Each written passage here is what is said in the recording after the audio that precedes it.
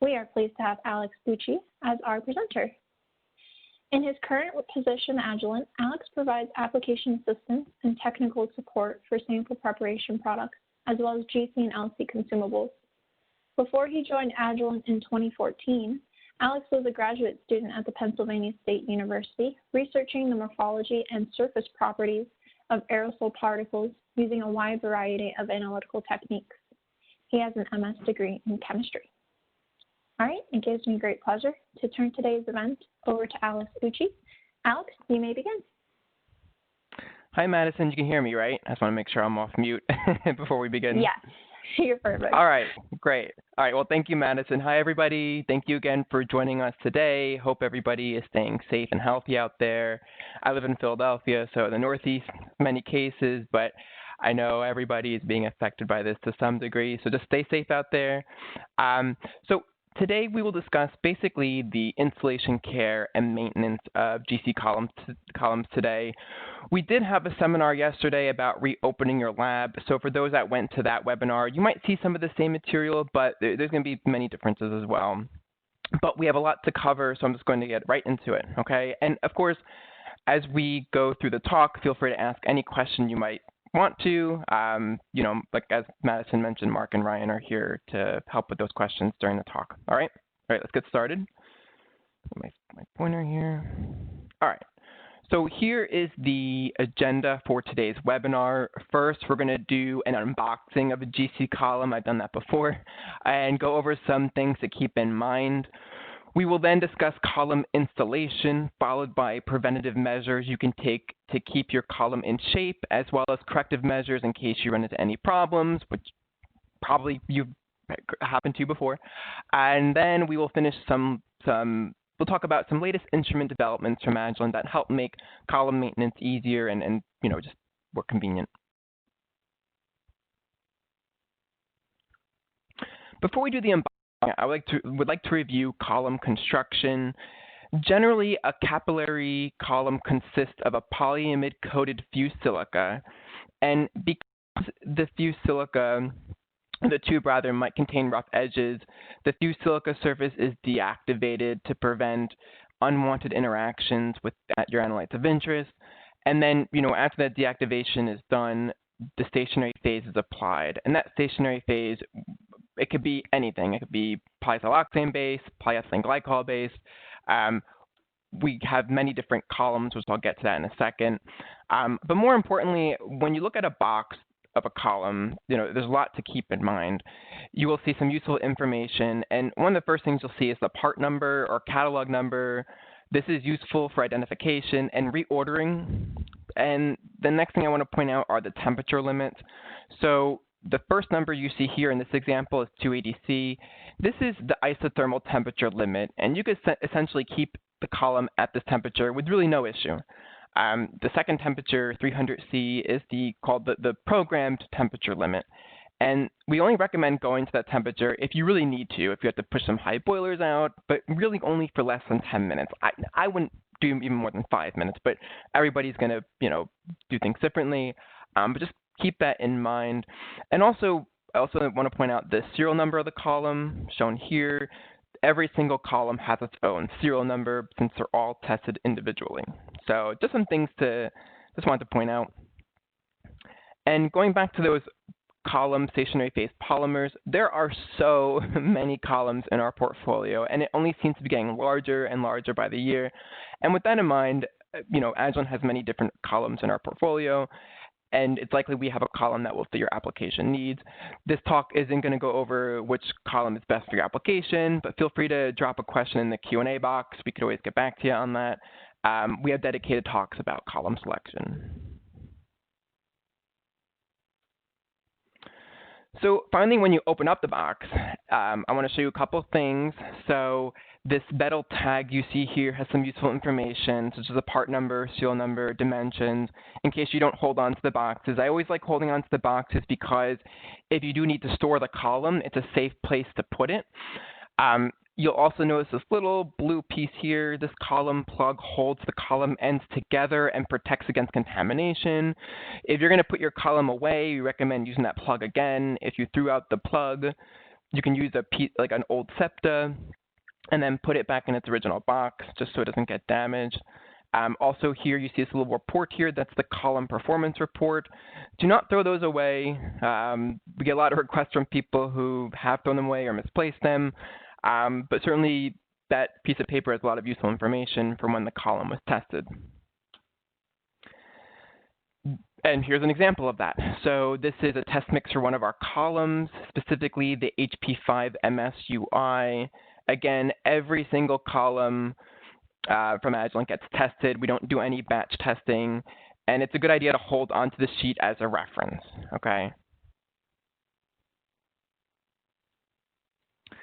And this is an example of a chromatogram associated with the previous page. Note that we look at peak shape as well as column bleed. The bleed here is measured as a difference in the baseline signal between the low temperature and the high temperature, or the upper temperature limit of the column. And it's just nice to know what your column bleed looks like when the column is brand new. And we use a variety of different test compounds to evaluate the column performance. We use hydrocarbons, PAHs, fatty acid methyl esters. Those should always exhibit good peak shape. They're not really active, so certainly those should look good when we're testing the column. Alcohols are used to evaluate column activity and see if the glass surface was properly deactivated. We use organic acids and bases to tell us if the column is too basic or acidic. So certainly there's a lot of thought into which compounds are used in our test mixes, and certainly depending on the column you have, that test mix will change, okay? But certainly all this information is on the test report that comes with the column. Now that we've gotten to know our column a little better, we're going to proceed with column installation, which is probably the most critical. And like I said, you might have heard this yesterday, but it's always good to, hear things more than once, I guess. And it's important to get the column installation procedure correct, because if a column is installed wrong from the beginning, then chromatography and results will always suffer, right? So this is a full overview procedure for installing a column, and we're going to go into detail into each one of these steps, okay? I'm not going to read this because we'll get into this. So before we do anything, I recommend that you wash your hands and use gloves. I mean, we're all doing that a lot nowadays. My hands are so dry. But this was an experiment carried out where we took hand lotion and put a tiny bit at the tip of our fingertip and then wiped it off with a paper towel and then touched the end of the column and then install the column, and look at that mess right there. That looks terrible, all right? So be very mindful about the cleanliness of your hands when installing the column. We always recommend to use gloves, and just be very careful, right? You don't want to deal with this when you first, run like an instrument blank, if you will.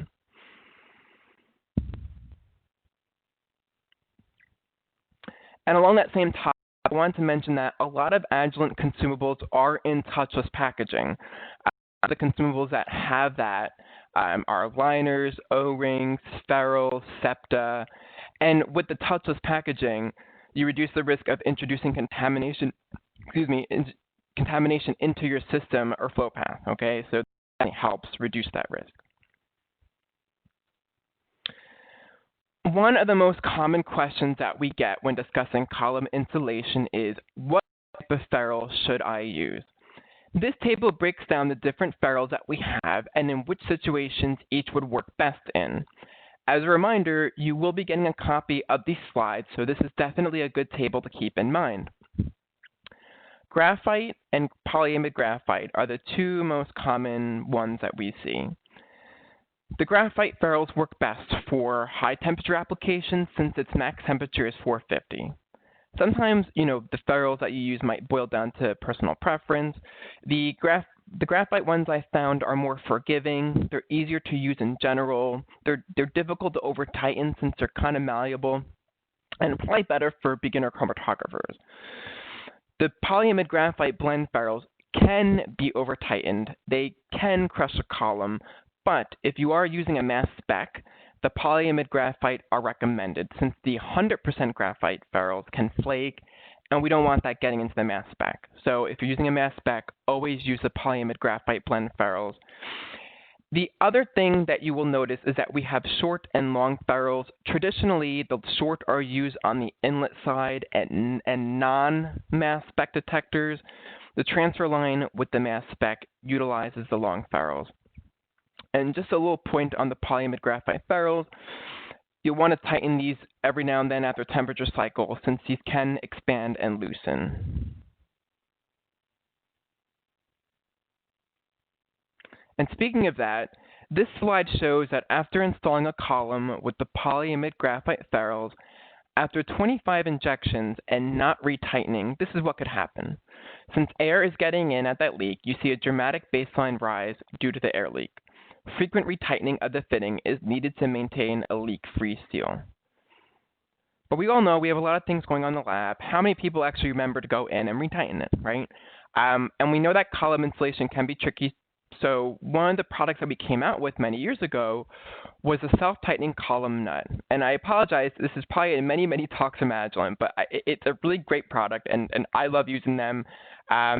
These work exclusively with the graphite polyimide ferrules, okay, the polyimide graphite blends. And we have one for the inlet and not mass spec detectors, and one specifically for the mass spec. With this, you only need the short version of the ferrules, even for the mass spec. And how do these work? Well, this exclusive design addresses the issues around ferrule leakage. First, the finger-tight design prevents over-tightening, as you can't apply as much torque on the fitting as you would get with a wrench. I mean, unless you're the Hulk or something, you're not going to do any damage using a finger-tight fitting. But the novel part is a specialized set of springs used to push against the ferrule, even when it shrinks from temperature cycling to keep that fitting leak-free. So not only is it easier to use, it's simply better, okay? So I really like using these in the lab, and a lot of people I talk to really like them as well. You never need to use a tool with these, okay? So the column nuts illustrated in the previous slide are actually the first generation ones. We actually made an improvement to these by adding this sort of collar here. So typically, when we're installing into the inlet, you typically insert the column through the nut and the graphite vesicle ferrule, and then you cut. Then you typically, people will use like a piece of septa to put at the end of the nut to sort of hold it in place. But instead, now you could put this little metal ferrule collar here, and then you could set the column distance above that ferrule to the inlet specific distance, such as 5 millimeters for a split inlet. And then you tighten the collar. So it kind of looks like this. So here you have your collar, your nut, your ferrule, and then the 5 millimeter past that. And basically, like I said, once you screw down on this little collar here, this column distance is set. So no longer do you have to constantly apply force to the septa down here, like traditionally what was used with a piece of septa, and you could simply install the column with just one hand, right? So you could text in your other hand, and just kidding, you don't want to do that. So then you install the column into the inlet, tighten the nut, and then remove the column collar, this little collar here, and you're ready to go. You don't want to keep this collar in the oven since it could be damaged through high temperatures, but that's sort of how this works. We do have notes that show these nuts do not need any retightening even after 400 injections. And on this slide are the new part numbers for the self-tightening column nut along with the new collar. We also came out with these newer videos that show how these work and how everything goes together. As I mentioned, again, you will be getting a copy of these slides, usually in a day or two after the webinar, so you'll have access to all these documents, okay? Now back to column installation. I reviewed a little bit about this before in the last slide, but I just want to reiterate some things. The distance between the tip of the ferrule to the end of the column is important when installing a column. Typically, you recommend 4 to 6 millimeters with split inlet. Slightly longer is better than too short. The position is critical since it determines how things get onto the column. If they don't transfer onto the column correctly, everything from then on isn't going to end up too well.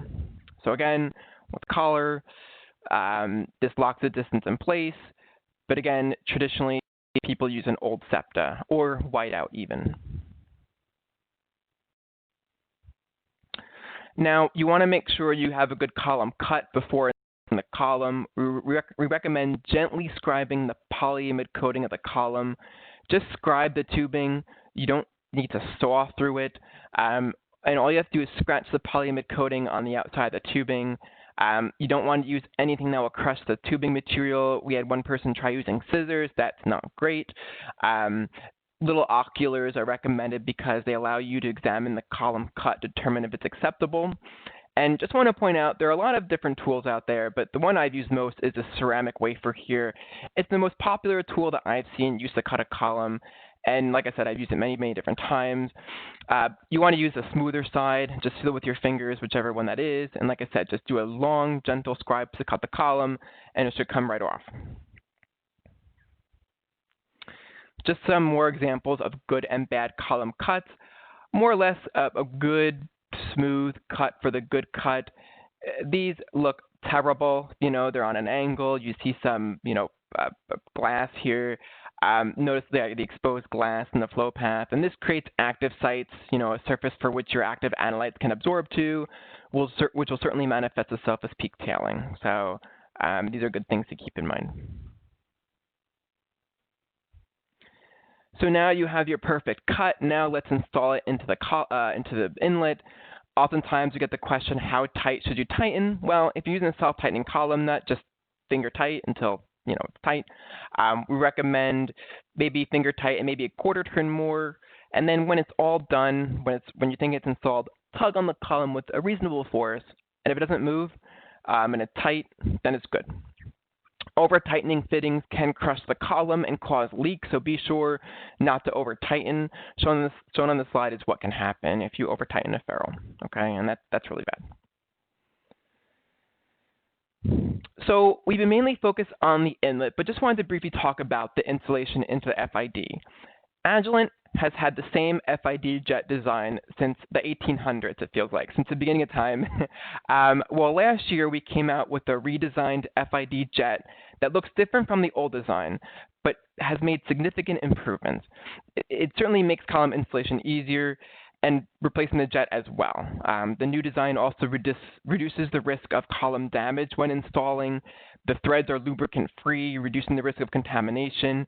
It's also made of stronger material, reducing the risk of any deforming.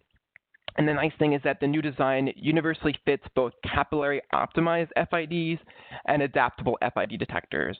So if you're a lab that has different types of FIDs, you only have to order one part number instead of two. So it's very convenient as well. After we install the column, it's always a good idea to do some sort of leak check.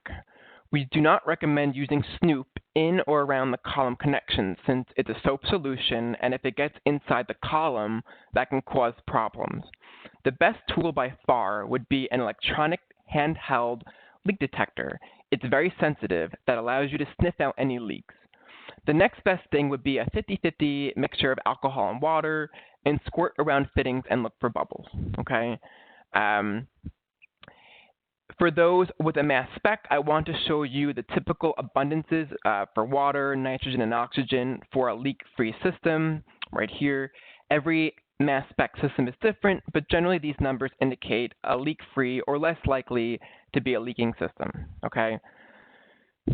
With that in mind, I want to show you, here's an example tuned report. If you have a mass spec with a leak, you'll notice that the nitrogen and oxygen levels are much higher. And if you see this, it's very suggestive of a leak.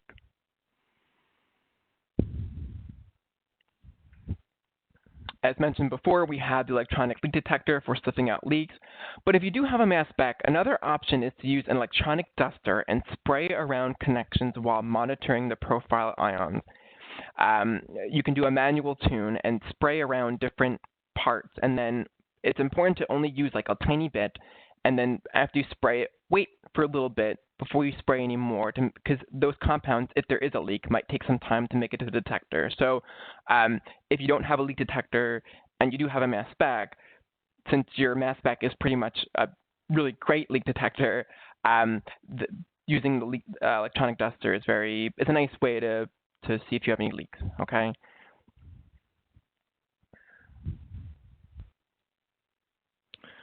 So, You can also evaluate if your column is installed correctly by injecting a non-retained compound. So what is a non-retained compound? It must fit two criteria. The compound has to be very volatile and have little to no interaction with the secondary phase. You need to see a peak. You need to inject something that you see in the actual detector. So here is a list of common compounds depending on your detector. And when you inject these things, let's say you have an FID injecting methane or butane, you should see a sharp symmetrical peak. And based off the peak shape, you can tell if you have installed the column correctly. On the left is what you should see. Very nice. If you see something that looks like on the right image, that be a poorly installed column, among other things. And remember, this is the simplest thing that you can inject. So if you inject something simple and it tails, you will likely not have success with your actual columns of interest that are more complex or active. Also, if injecting a non-compound will help you calculate and verify your linear velocity and flow rate. So I'll show you how we can do that in a second here.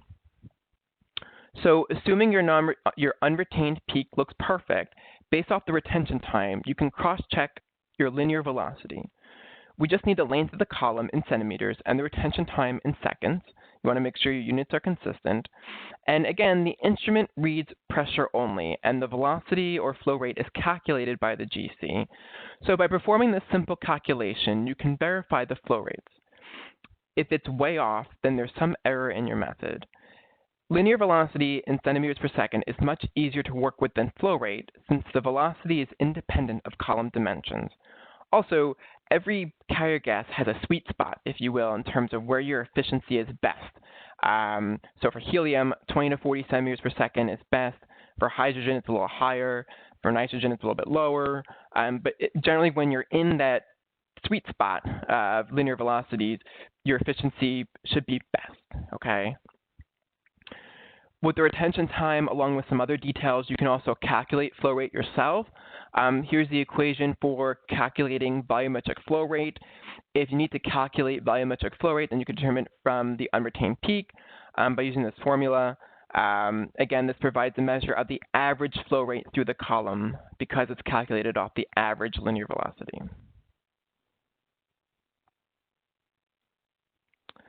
Okay, so your velocity or flow rate look correct. Your non-retained peak looks great. Now let's condition the column. Again, at this point, it's very important that your system is leak-free. A little bit of oxygen will destroy the column easily if you have a leak, and then you try conditioning the column. But I think it's important to go over column conditioning because we get a lot of questions about how to properly condition a column. Generally, we recommend heating the column to either the isothermal maximum temperature, remember the first number on the box, or 20 to 30 degrees above the highest operation temp in your method, whatever is lower. When you reach the max, when you have everything connected, when you reach the max temperature, it should start to plateau and then steadily drop. If it doesn't drop, stop and check for a leak, or especially if it's skyrocketing.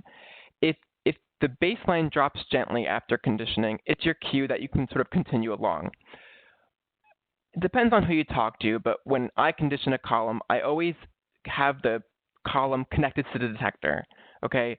That way you know if there's any issue. So if you did not have the column connected to the detector, and while you're conditioning a leak springs up, there's no way for you to know. And so on those same lines, when you're conditioning a column, I wouldn't recommend setting it up and then running away. I would stick around for a bit to make sure when you start conditioning, it doesn't look abnormal. You know, like I said, I'd say once the baseline starts to steadily drop after rising, you could probably do other things, but just best to be by the instrument so you can check how conditioning is going in the beginning, okay? Usually it takes 1 to 2 hours, but certainly that varies from column to column, or it depends. But usually 1 to 2 hours is a good amount of time to condition. But certainly use the baseline to tell you. So once the column is connected and maybe you did your conditioning, now it's a good idea to generate a bleed profile. Make a non-injection with your current method conditions. Don't introduce anything. There might be a way to do this in the software, but typically what I do is just remove the syringe from the auto sampler and do a run. It should look something like this. a nice steadily rising baseline and a little bit more at the end. And I recommend printing this out and keep as a reference. It creates a baseline or a reference to use in the future. In the future, you could do the same test and compare it to when it was first installed, and you might see a difference.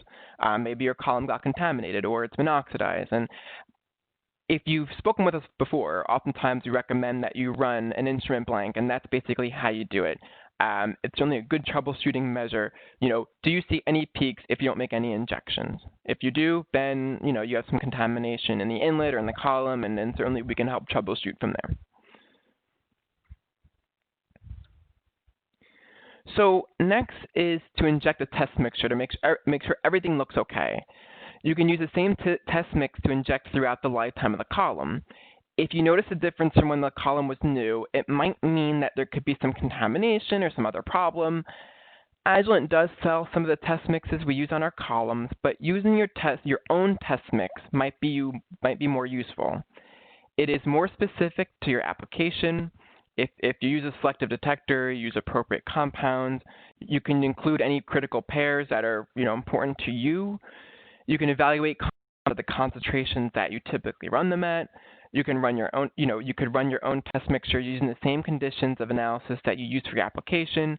So really, using your own test mixture has many advantages. But certainly we do sell some of the test mixes that we use for our columns. And also, I believe it was last year that Agilent acquired Ultrascientific, so we have a very wide portfolio of standards that you can choose from.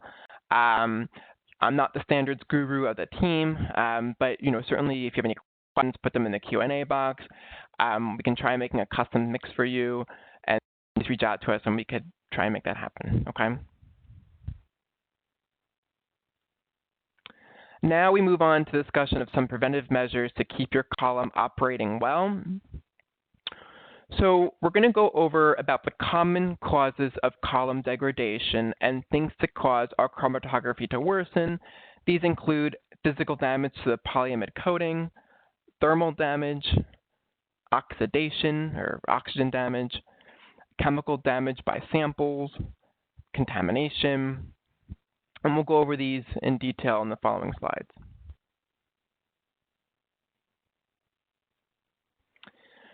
So the first topic, physical damage to the polyimide coating. The smaller the tubing, inner diameter, actually the more flexible it is. You'd be surprised at what you can do with a column. However, avoid scratches or abrasions to the edge of the column. It won't break right away. It might break after a thermocycle, and this will cause problems. You can see how easily it is to scribe the column with the little, column scriber tool I mentioned earlier. Think about if you're wearing a ring or a diamond ring while you're performing in the lab, but just be careful about handling the column. This is an extreme case pictured on the slide. You do not want your column to look like this when you open the oven. Something happened last night, right? To make a column look like that, but you do not want to see that. Next is thermal damage. This would be if you exceed the column temperature for too long of a time. It happens a lot when people run dual column systems and forget about the temperature limits of one of the columns in the oven. It's recommended that you set your own temperature limit at the lowest of the two upper temperature limits of the columns in the oven, okay? Again, as a reminder, there are two values given for the column's upper temperature limit. For example, 325/350. The lower these two temperatures is the isothermal limit. You can keep it there for a long time without stressing the polymer. The higher of the two temperatures is the program limit. You may program the oven to this temperature at the end of a GC run, but it's only recommended that you hold it there for maybe 5-10 minutes max. At this temperature, you are stressing the polymer more, and you will see higher bleed. And really, at those higher temperatures, what happens is that polymer backbone breaks, and it just breaks down. You see more bleed, and all columns are going to bleed. But if we exceed that temperature, the bleed will become excessive and eventually destroy the phase altogether. Now, not many people think about this, But if you go below the lower temperature limit of the column, the stationary phase, in a way, freezes and becomes essentially a solid material. Partitioning of the analyte compounds cannot occur, so chromatography looks bad. Typically, the peaks are very broad and ugly. However, once the column has been heated back up above the lower temperature limit, your performance will return, okay? But not many people think about that. So let's talk about oxygen damage. Oxidative damage is just like thermal damage, but occurs very rapidly. Rapid is a key word. It is not reversible and results in columns with high bleed, poor efficiency, and high activity. In most cases, you would likely need to purchase a new column. Polar phases are more sensitive to oxygen damage, but all columns will be destroyed by damage, more or less. The good thing is column phases are essentially not damaged at room temperature. So, for example, if the column is exposed to air while outside of the GC oven, it happens, it's not going to get damaged. But as soon as you heat up, that's where the oxygen damages the column. I've shown this before in other talks, but pictured on this slide is an example where we took ultra-high purity helium and doped it with 5% oxygen. We then made 20 injections, and as you can see, not only do we have a reduced response, but we also have decreased retention because the stationary phase is just getting eaten away. So it's really important that you have a leak-free system. I can't stress that enough. So one thing to do is use, of course, high-quality carrier gas. High-quality carrier gas is always recommended. Don't try to save money by buying low-grade carrier gases. Those impurities present in these grades are likely to cause extensive instrument problems, especially if you have a mass spec and some system downtime. Make sure you maintain your gas regulator fittings. If you have to use PTFE tape to get a leak-free connection, you should probably just get a new fittings or have your gas supplier look at the cylinder. Again, PTFE is permeable to oxygen, so while the connection might look leak-free, it's really not. And also, make sure you have the appropriate gas traps. We have a very large portfolio of gas traps, some with indicators, some don't, some have large capacity. So if you have any questions about choosing the right gas trap, put those in the Q&A box or reach out to us. But certainly keeping your traps up to date will certainly reduce the risk of oxygen getting in and causing issues. So certainly there are components that will naturally destroy a column stationary phase. Listed on this slide are all things you want to avoid. Inorganic acids, inorganic bases will quickly destroy the column. Most columns are bonded and cross-linked, so most solvents are okay. But if you were to inject some of these components here, you will probably notice excessive column bleed, lack of inertness, or loss of resolution and retention. Okay, so try your best to avoid these sorts of components. They'll do a lot of damage. So how can we treat chemical damage? Well, if you can't avoid putting inorganic acids or inorganic base materials onto the column, then frequent front-end maintenance will be necessary to avoid any sort of performance problems. And by front-end maintenance, I'm referring to inlet liner changes, changing the gold seal, trimming the front end of the column. Severe cases might require more removal, but these are some things that you can try to do in case you accidentally or put some of this onto your column, or whatever happens, whatever the reason is. I want to talk a little bit more about column bleed. So the textbook definition is the column bleed is a normal background signal generated by the elution of normal degradation products of the column stationary phase. Okay, so all columns will bleed to some degree. Okay, and will certainly correlate with the temperature, the phase type, and the column dimensions. The more polar, the more bleed if all else is the same, like all the dimensions are the same, as shown on this slide. So you'll notice the DB1, which is very nonpolar, in comparison with the DB624, more polar, and you'll simply notice more bleed with the polar column. The other influence, again, is the raw amount of material or stationary phase inside the column. So let's say you're comparing two DB1s, a longer column, a larger inner diameter, and a thicker film column will all produce higher bleed. So if you have a mass spec, this is a quick MS scan of what column bleed looks like. Most siloxane phases produce the primary bleed ion of 207. So as we raise the temperature, that 207 ion becomes larger. And a lot of mass spec users see peaks in the chromatogram that are identified by library searches as being some sort of siloxane compound. Columns cannot generate peaks by themselves. For a peak to be eluded, something must be focused at the head of the column and then pass through the column. Typical sources of siloxane peaks are silicones upstream from the capillary column, usually from the inlet septum or the sample vial septum. Okay. And so what do we characterize as a bleed problem? Well, a bleed problem would be an abnormal elevated baseline at higher temperature. It is not a high baseline at low temperature, wandering or drifting baseline at any temperature, or discrete peaks. Normal bleed is when we see a gentle rise in bleed. This is expected. Again, a column cannot make discrete bleed peaks. If you see discrete peaks that are identified by siloxanes, it was likely introduced and focused at the head of the column. Okay?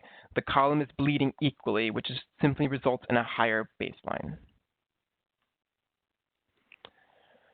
So you can also contaminate your column by injecting dirty samples, but no matter what, those matrix components, whether they're coming from the system itself or dirty gas or dirty samples, these matrix components gunk up and collect over time and cause problems down the road.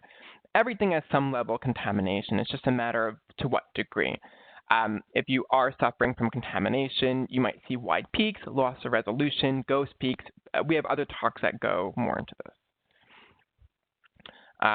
Again, all samples contain residues. Even standards can contain residues. For example, some solvents contain certain impurities or stabilizers that can cause chromatography problems. If you're wondering, try taking a little bit of your sample, maybe 50 to 100 microliters, and putting it onto a watch glass or a beaker, and then evaporate, and see what's left behind after you hold it up to the light. You'll probably see some sort of discoloration or something else indicating residue. Again, in GC, contamination can occur in the inlet, the liners, the gold seal, the head of the column, and usually when we get approached for assistance, 80% of the problem is inlet and front end maintenance related and fixed, which is nice. So besides the obvious of injecting a dirty sample, some other sources of contamination, septum particles can get down into the liner in front of the column, like your GC septa. Be sure to change that proactively. These particles that get lodged into the liner that produce a lot of bleed and activity in the system. Let's say you have graphite barrels and maybe they're flaking off. If they flake and get into the column or into somehow, that can cause some contamination. Let's say your repeat injections from a sample vial, that can certainly core the septum and reduce siloxanes that way. Maybe your syringe is contaminated. Definitely don't want your wash solvent or your vial looking like this. So that there are plenty of variables in the analysis, even before the sample even gets to the GC, that could be contaminated. So just keep that in mind. And this bottom chromatograph here shows a typical, if you see this, like this pattern of peaks, it is like siloxanes, coming from either your GC septum or the septum on a vial. So generally, when we're talking about residues, there are two types of residues, non-volatile and semi-volatile. So non-volatile residues are things like inorganic salts. They deposit in the front of the system and don't really move too far. Front-end maintenance can help remove those salts and things like that. Semi-volatile residues are compounds with poor volatility under the conditions of the instrument that it's operating under, and these may eventually elute from the column, but it may take high temperature and a long period of time.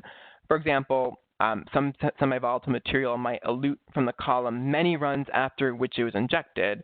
They move partially through the column when the when you get to a high enough temperature, and then stop when the oven cools.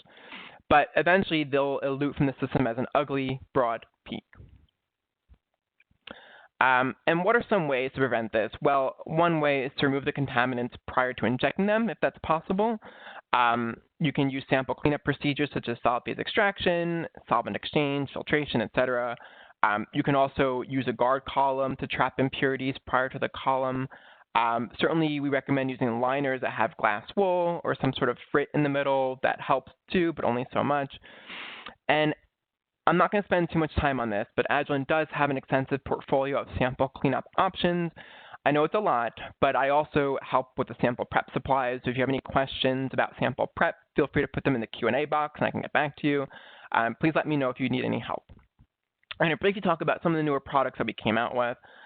One of those is the new filter vials. A lot of people like these because simply you add your sample into the vial chamber and then simply push down on the plunger, this part here, and now not only is your sample filtered, but now you can simply put that vial onto your autosampler and you're done, okay? So it's very convenient, essentially combines your filter, like a syringe filter, and your vial into one. So a lot of people like that. We did come out with a product specifically for removing lipids from a fatty matrix called Captiva EMR Lipid. I'm not going to spend a lot of time on this, but in this example with pesticides and olive oil, we compared using Captiva EMR Lipid to other cleanups. And as you can see, you see improved signal-to-noise ratio and cleaner background. And certainly these improvements make analyte peak integration more accurate and consistent. So like I said, I know a lot of people don't like sample prep, but I just wanted to make you aware of some of the things that we have. We also came out with some new SPME fibers. I just wanted to briefly show an application where we analyzed for 2,4,6-trichloroanisole in wine. SPME is very useful if you're doing headspace analysis but need to concentrate your analytes. Just wanted to make you aware we have an extensive portfolio there as well. If you don't feel like doing sample prep but still want to protect your column, you can use a guard column. A guard column is just a piece of deactivated fused silica tubing. It's inexpensive.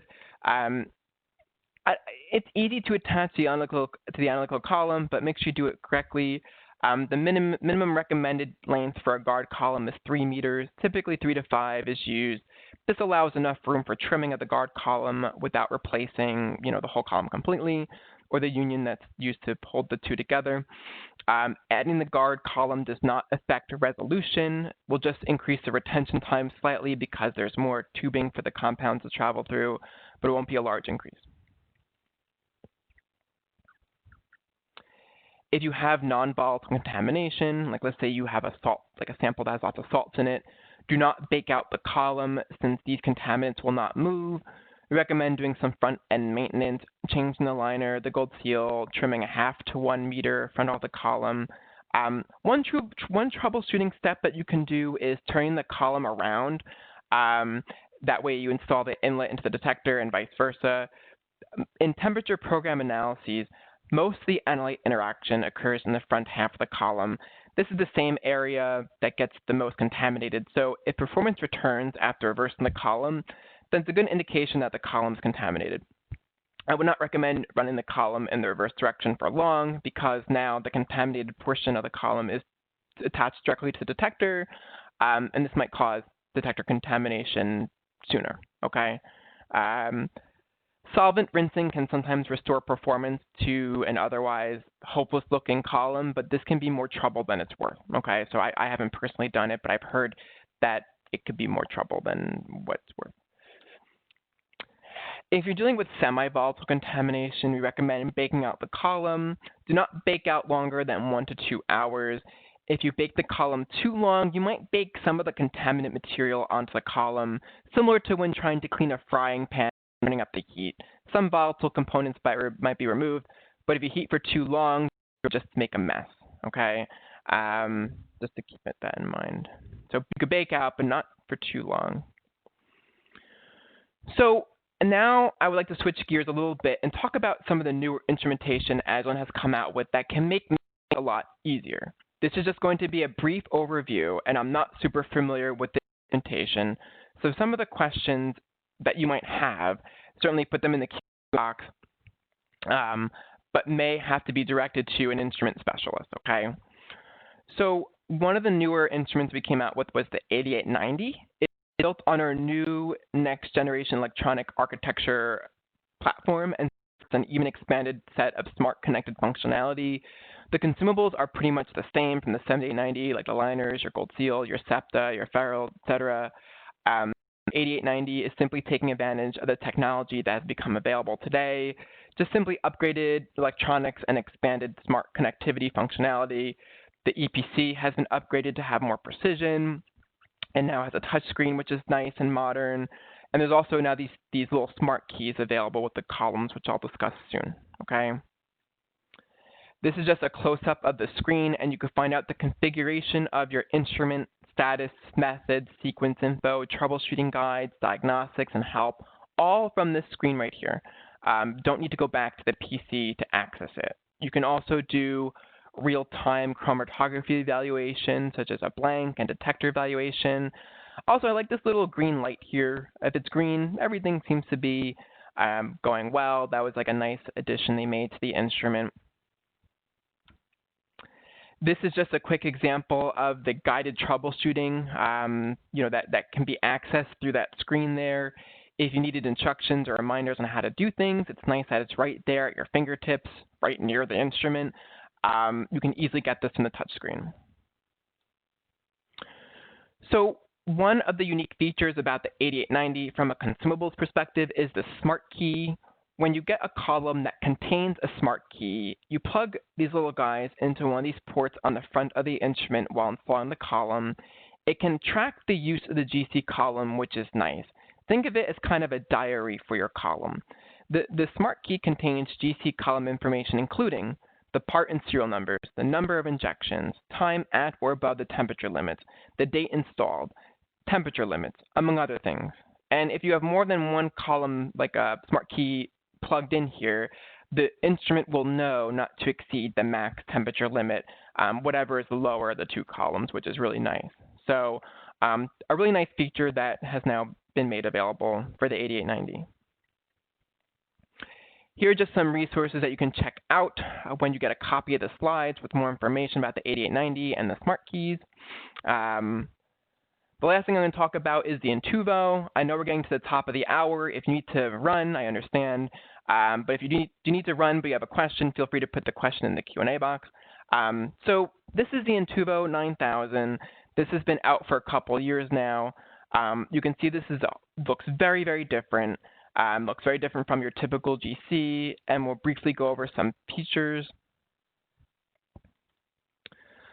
Some of the common frustrations with GC is to measure the column length correctly, cutting the column correctly. Did I tighten too much? Also, when you clip a column to remove contamination, then you have to update the retention time since the column becomes shorter.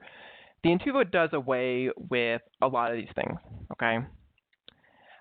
Traditionally, if you need to trim the column to remove contaminants, the typical procedure involves cutting 6 inches to a foot, perhaps baking out the column and then reconnecting.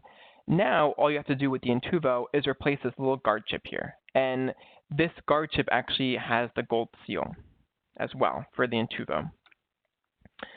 This is the conventional GC on the left where you have an inlet. You have the column, the detector using nuts and ferrules.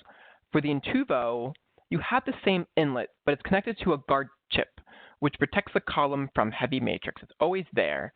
The Intuvo column is fixed, and there's really no way you can trim the Intuvo column. Just replace the guard chip instead. The connection to the column is made via a flow chip, which, like the guard chip, is an inert microfluidic flow path. In the Intuvo system, again, there's no gold seal, but the guard chip serves as the gold seal. And like I said, I'm giving you guys a very high overview. I'm certainly not the Intuvo specialist here, but if any of this interests you, certainly we can put you in touch with somebody that can talk to you more about this. So the nice thing with the Intuvo is no more ferrules. Like I said, this instrument is very different. It utilizes direct face seal connections, and these little circles on here are called pucks. We have a special tool for installing the column called a torque driver that gives you an audible click and based on that, it's as tight as it needs to be when installing the column, okay? Here's a closer look at the insides of the Intuvo. Again, you'll notice that the column looks a little bit different. There's no way to trim it. You simply change the guard chip now, okay? Here's an overview of the consumables in this new instrument, but what does routine maintenance look like now? Well, we have these little things called gaskets here that replace the ferrules. We have the guard chip, which, it acts as the guard column and the gold seal. The flow are fixed in place, which the analytes travel through, your gases travel through. Your liners and the septa are the same. And all of the Intuvo columns have the smart keys, which again, keep track of the column usage, among other things. Although the columns are simple to install, there are some things to keep in mind when you place the column into the system. The pucks here, it's hard to see, need to be seated and all the way back in position, sort of nested in place. You recommend before you hit it with that special wrench, finger tight first, have one thread showing, and then use the torque driver. If you don't do that, the end of the column will be bent and the column will be useless, okay? So there are some little tricks to keep in mind when installing a column on the Intuvo. When installing the column, check that the small integrated nuts here are in form-fitted place on the heater in the instrument, and then you're ready to go. Again, all Intuvo columns come with a smart key, which tells you the Intuvo which column was installed. It will set temperature limits for you and keep track of the column usage. It's very convenient. And here's some additional videos you can check out. I've shown these before. Again, I am not an instrument specialist, but if we have dedicated webinars about the Intuvo, and if you have any questions, let me know, and I can connect you with somebody that can help.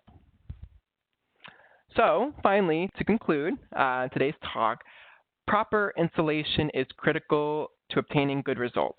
If you don't install properly, you will be set up for failure, okay? Make sure to maintain an oxygen-free system. Use a leak detector. Make sure your gas traps are up to date. Be sure to avoid physical, thermal, and chemical damage and take measures to prevent contamination. And of course, if you have any questions, we are here to help, okay? These are the support numbers to reach out to us if you're in the US or Canada, where I'm based. You can call us at the 1-800 number posted here, option 3, option 3, option 1. We have coverage from 8 a.m. to 8 p.m. Eastern. And then we have the email nodes. I like email as well because if you ever have an issue and you want to send me chromatograms, sometimes it's really hard to describe what something looks like. So certainly sending chromatograms for us to take a look. You could certainly email us here.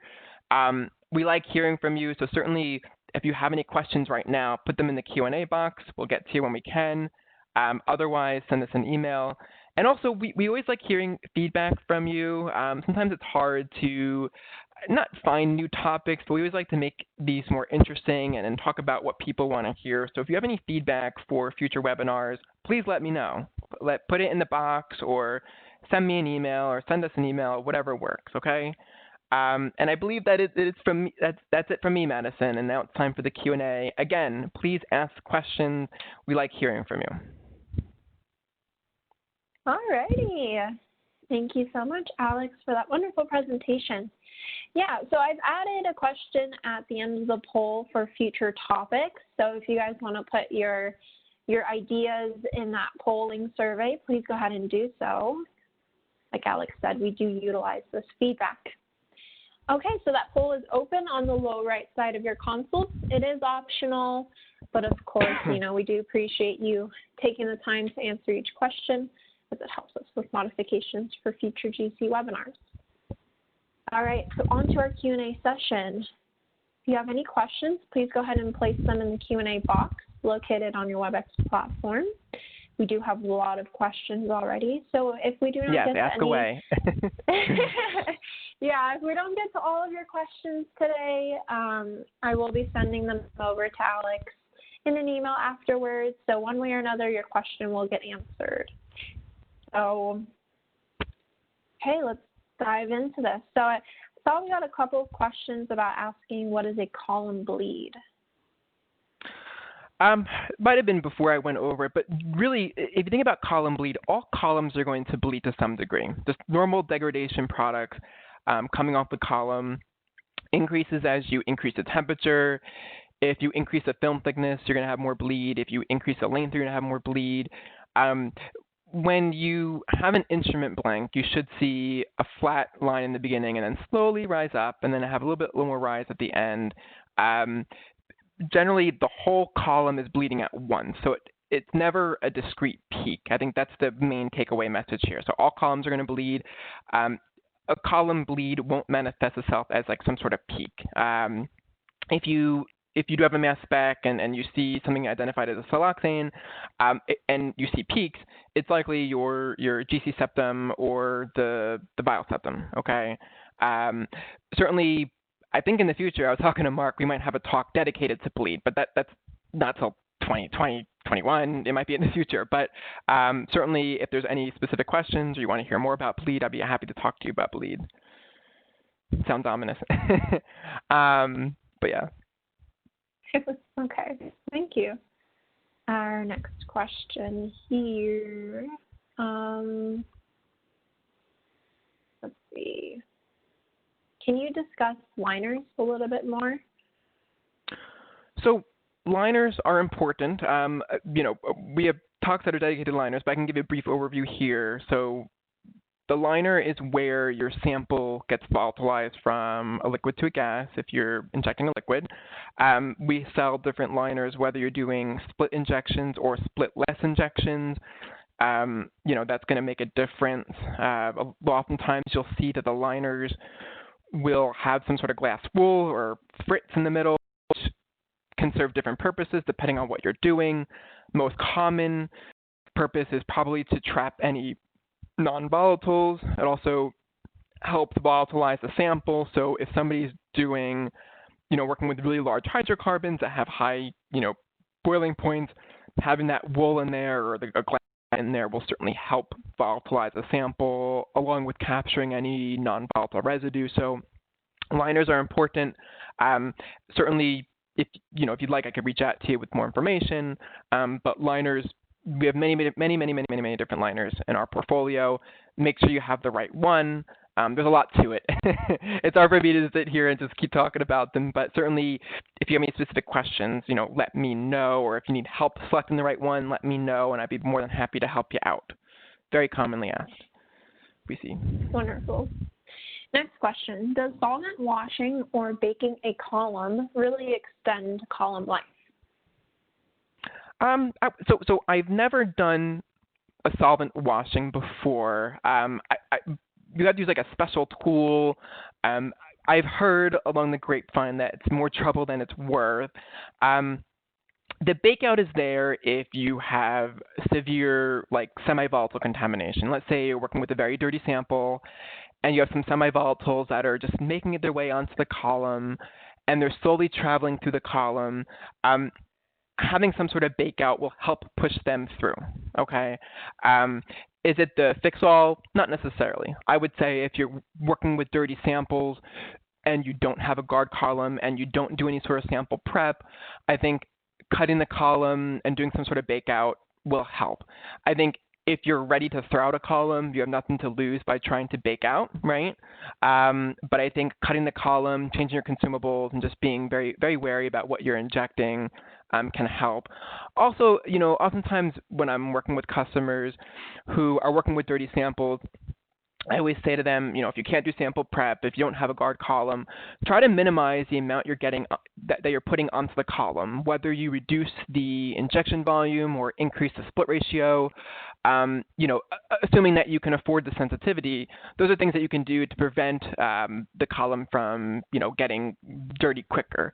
And, along that lines, I'll answer another question that's probably been asked. I haven't seen them all yet, but how long does a column last? Well, a lot of people ask that, and it's so hard to say because we'll have people analyzing, pharmaceuticals in water, and that's very innocuous. You're not going to have, depending on the water, of course, but that's not going to dirty up your system very quickly. And then we have people analyzing like pesticides and hops, okay?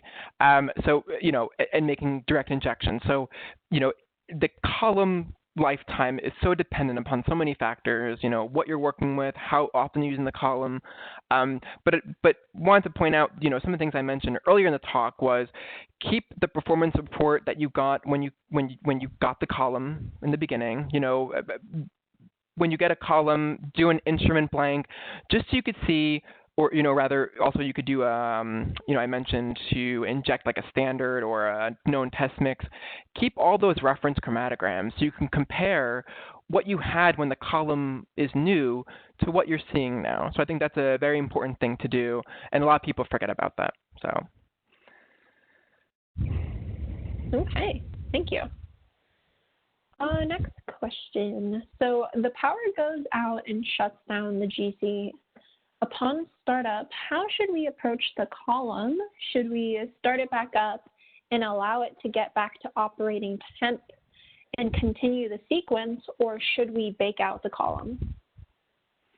But what I would do if a lot of factors here. I'm not an instrument person, but what I would do is maybe run carrier gas first through the column at room temperature, just in case any sort of leak sprung up. I'm not sure how, but it's always good. Hopefully you have a flashlight. But I would maybe just run carrier gas through the instrument first, just to make sure you don't have any leaks. Maybe do a quick leak check, and then maybe try injecting like a standard or something, just to make sure everything looks normal. But and this is assuming that the power wasn't down for long. Maybe a quick like boom, and then it's back, but long enough to stop the sequence and everything.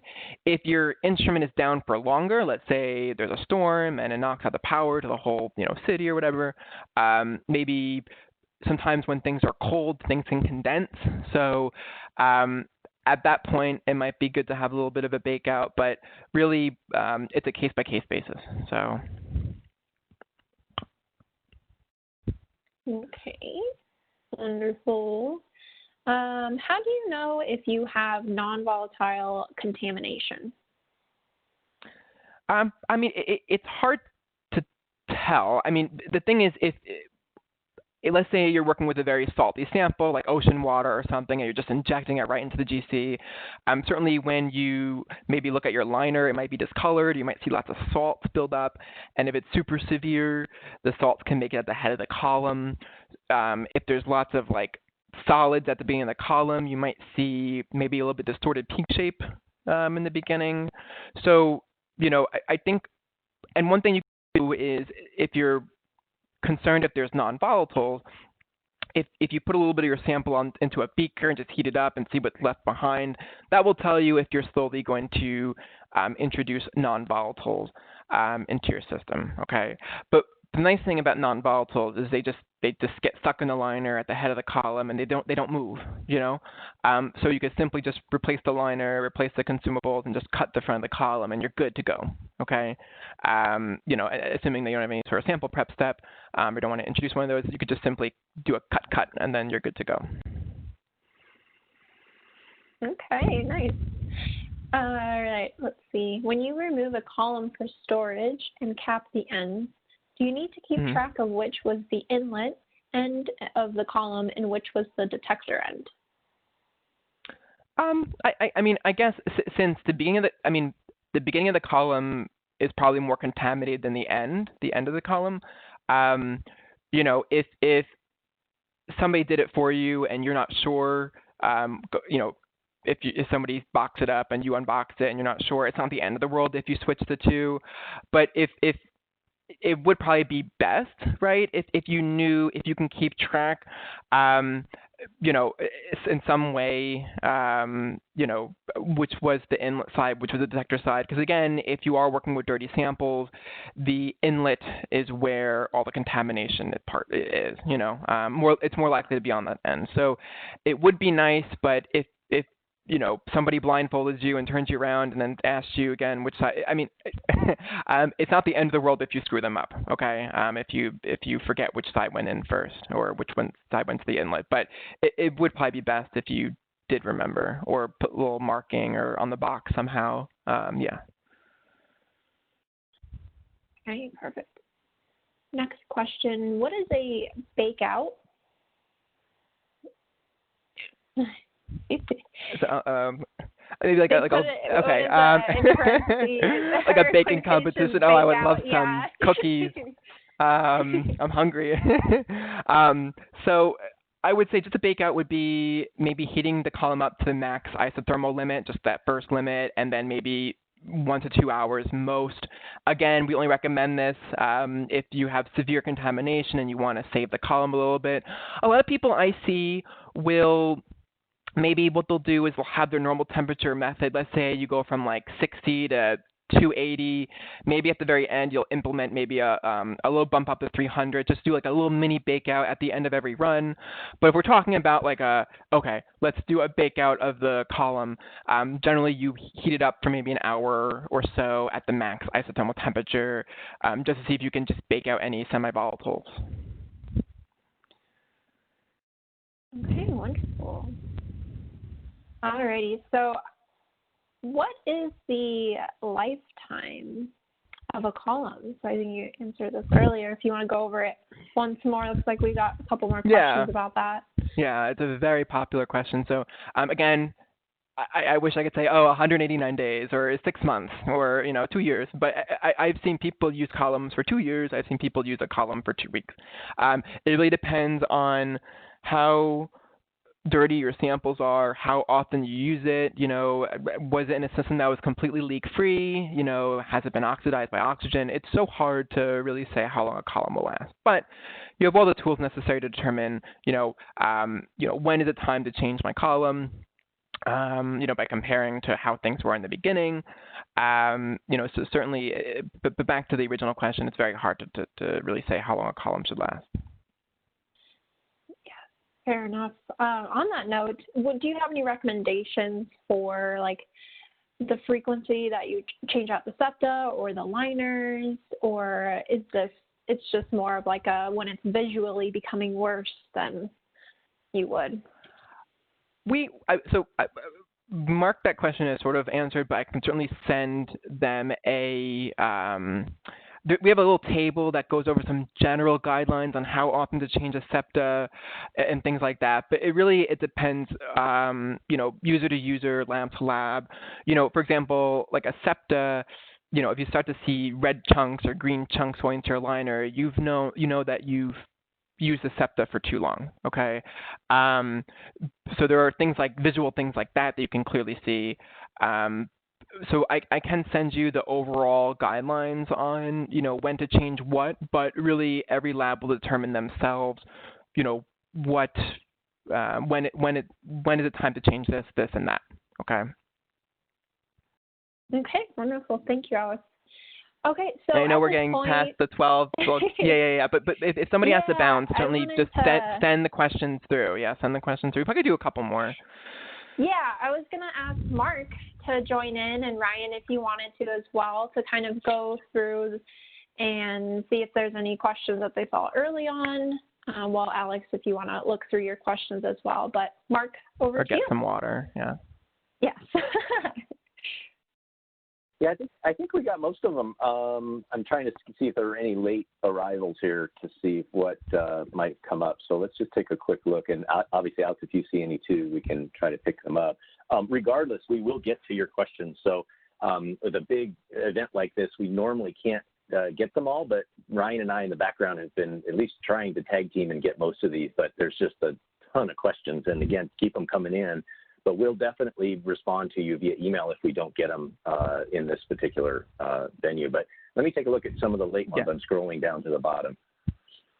And also, like a lot of questions that might be asked, it might be too. I mean, it's hard because in the Q&A box, you have a 256. You have a very character limit. Like it's hard to sometimes answer these questions. But we'll be able to respond to you 24 to 48 hours later. So once we get the questions and whatnot. So if you have any questions, whatever they are, put them in the Q&A box and we'll get to you. Even if it's about column recommendations, if you need troubleshooting help, that's what myself, Ryan do on our team. So certainly whatever questions you might have, this is your opportunity to just email us or reach out to us. So So I see one here. I noticed that packed columns are not discussed. Are they obsolete? No. Generally, but we still handle packed columns. So certainly, we don't bring them up as much since they're not as common, but we do still have packed columns available for sale. I've seen that most people will do a custom order for packed columns because there's so many ways that you can make them and whatnot.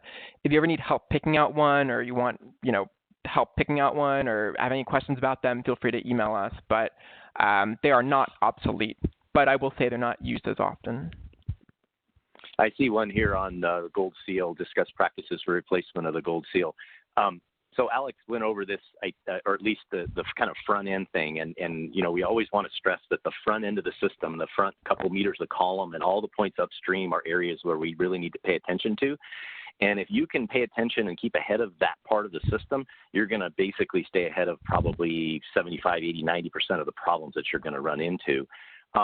I always follow the flow path. So, the thing that you're going to replace most often is probably the septum, because there's a certain amount of lifetime you're going to get.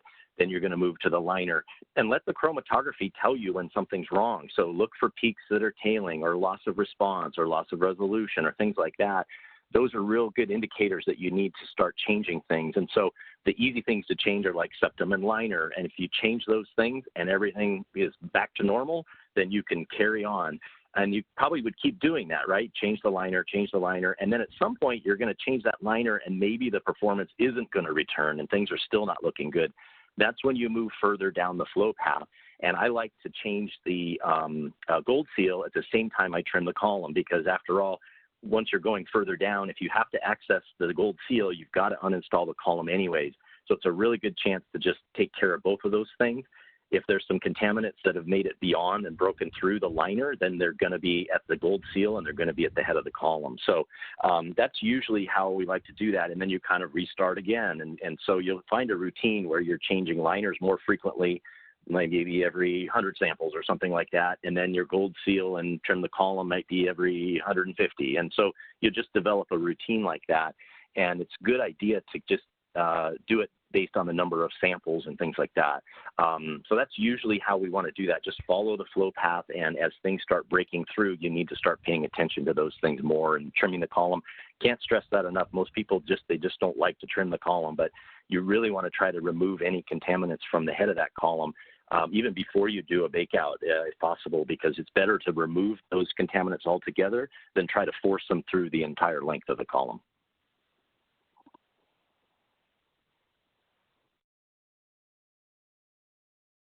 Thank you, Mark.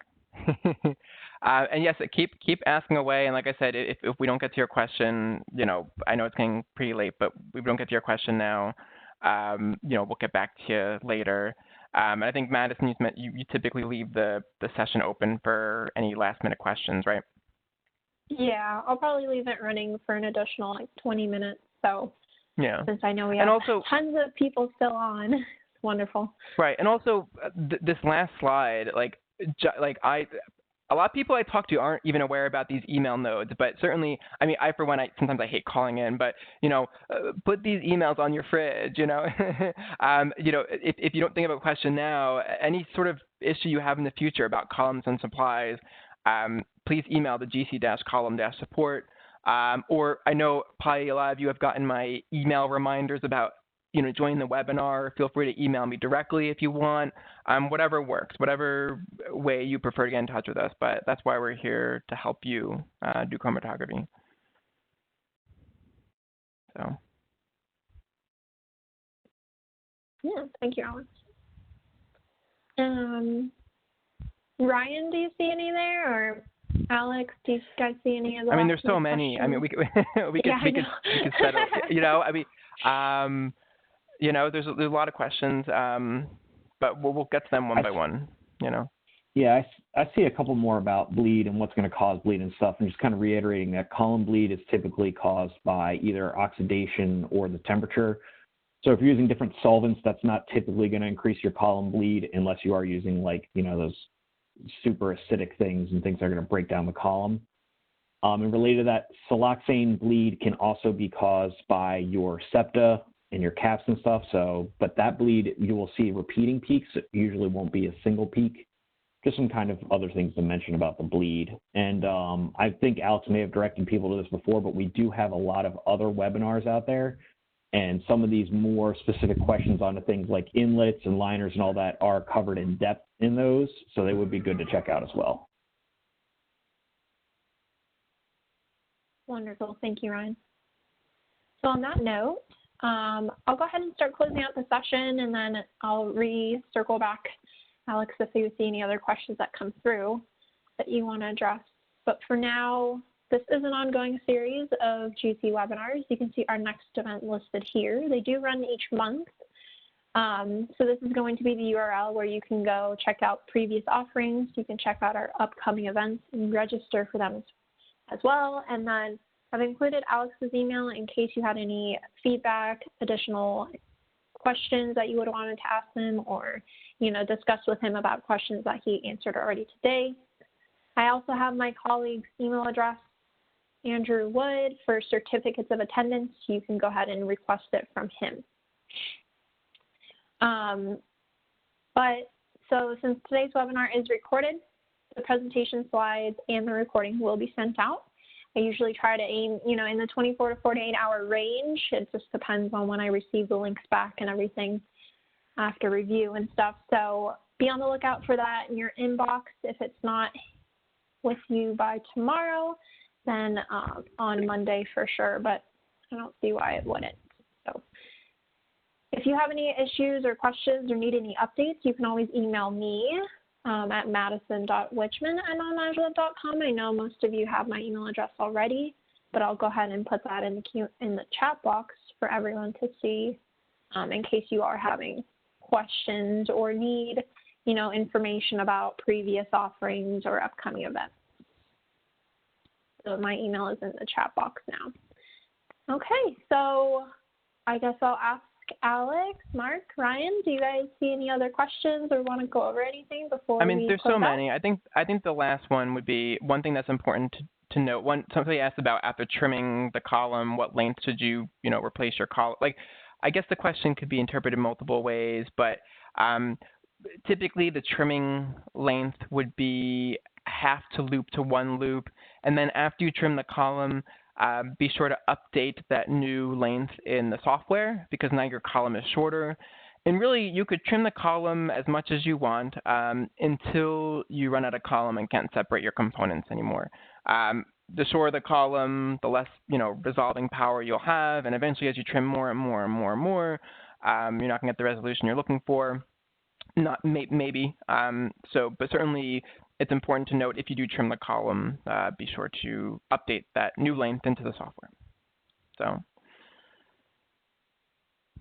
Wonderful. Thank you, Alex. Okay. All right, everyone. So we've also got the coupon listed here. You will be receiving that in the email as well, in case you are interested. I will go ahead and leave the session open for a few minutes to receive any feedback or additional questions that can be responded to offline, but we are now going to close the audio line. I just want to thank Alex Uchi once more for that awesome presentation. Thank you, Mark Sinnott and Ryan Burney, for being here and helping out with our questions. And thank you all, for attending today and for making it very interactive. We do appreciate it, and we hope to see you again at a future webinar. All right, everyone. So I hope you have a great rest of your day. And on behalf of Agilent Technologies, we'll see you later.